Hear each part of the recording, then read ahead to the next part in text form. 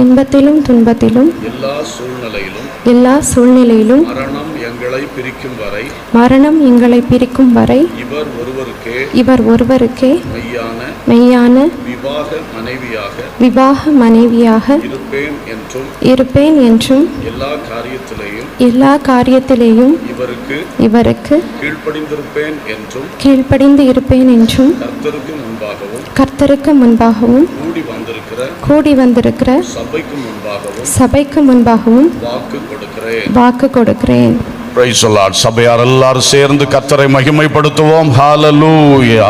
வானம் திறந்தருளும் பல தானங்களை நேரமதில் வானவரே ஞானமுள்ள வல்ல குருநாதரே தேனிலும் மதுரம் திவ்ய